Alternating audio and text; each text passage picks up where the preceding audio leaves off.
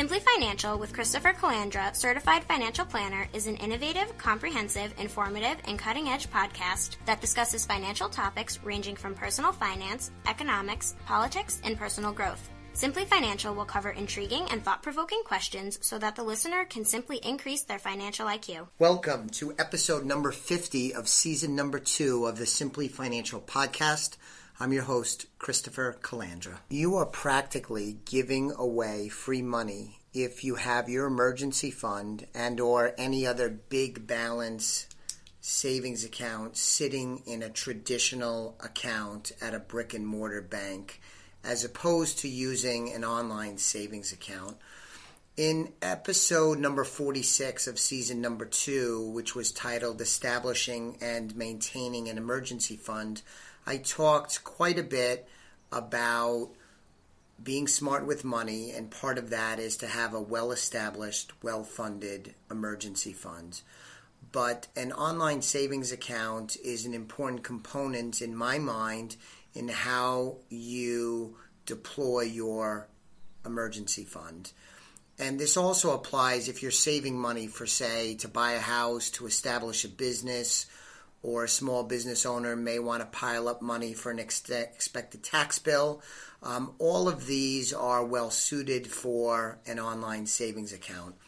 So getting into this a little bit, according to a recent Money Magazine study, the savings rate, the earnings, the rate of return you get in an online savings account is 23 times as high as the average found with traditional brick and mortar banks.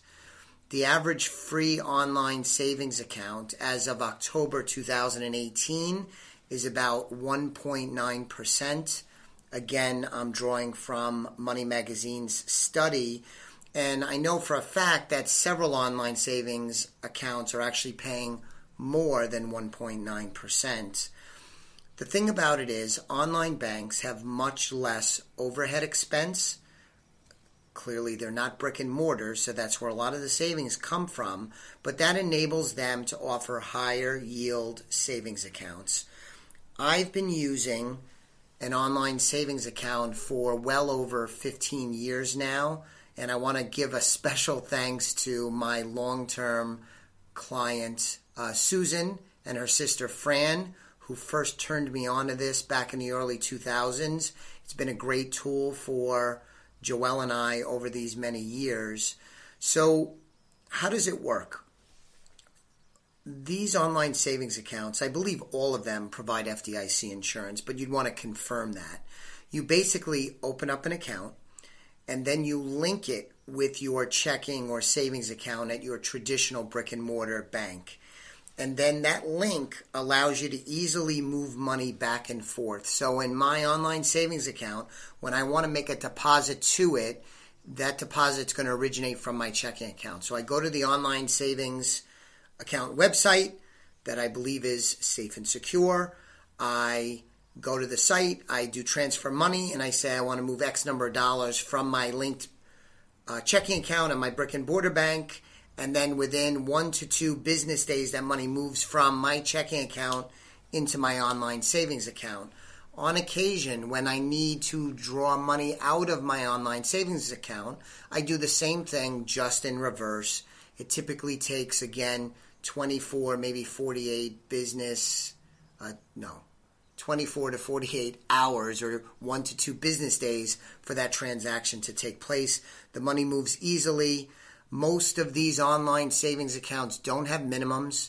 They don't have any fees. There's no transaction fees in my experience. So they are extremely user-friendly. A word of caution, though, that these online savings accounts are great and they're important. They are not well suited if you're going to constantly be moving money back and forth.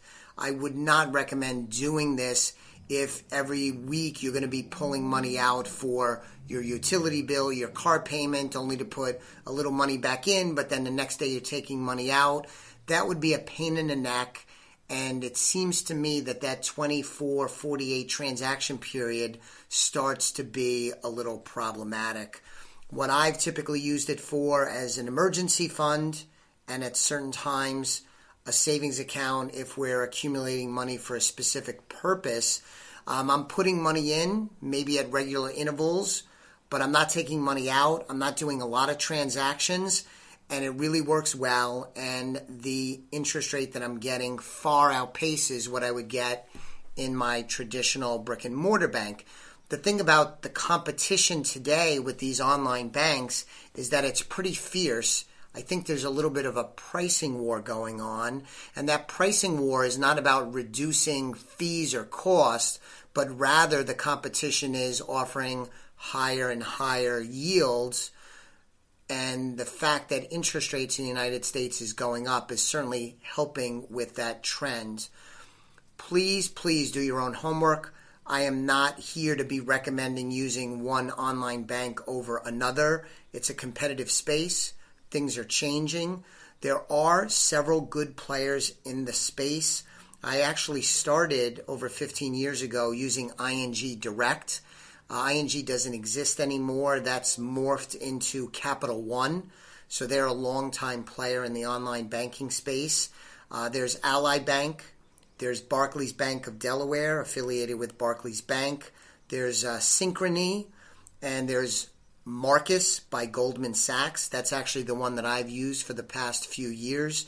Again, that's not to say you should rush out and automatically use Marcus by Goldman Sachs, but I've used that successfully and I'm very happy with them. So please, you need an online savings account. You should have an emergency fund, and I recommend having that emergency fund in an online savings account. If you have other monies that you're saving that should not be invested, but rather should be safe, secure, guaranteed, and protected by FDIC insurance, that pool of money, regardless of whether it's being used for a business purchase, a first home, to save for a tax bill, that too should be in an online savings account, in my opinion. If you want to talk more about that or you want more information, please feel free to contact us. You could go to the website for Elliott Wealth Management. That's www.elliott-wealth.com. You could sign up for a free consultation there with us. You could also subscribe to this podcast, and you can sign up for our monthly mailing list. I appreciate you listening. I'll be back with you very soon on the next episode of the Simply Financial Podcast. The views expressed are not necessarily the opinion of SagePoint Financial Incorporated and should not be construed directly or indirectly as an offer to buy or sell any securities mentioned herein. Investing is subject to risks, including loss of principal invested. Past performance is not a guarantee of future results.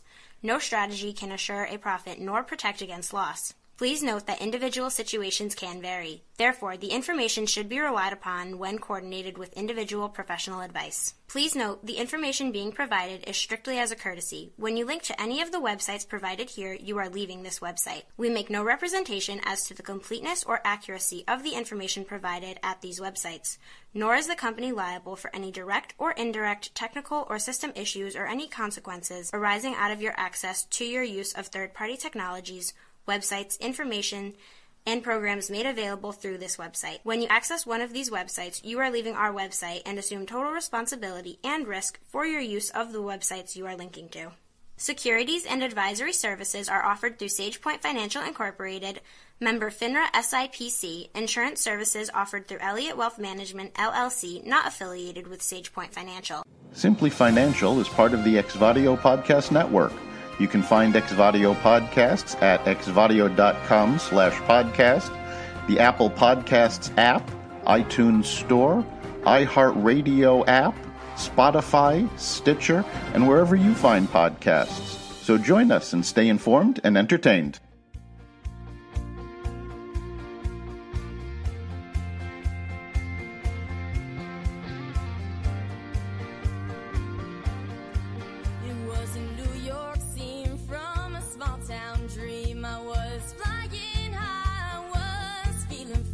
I won't be putting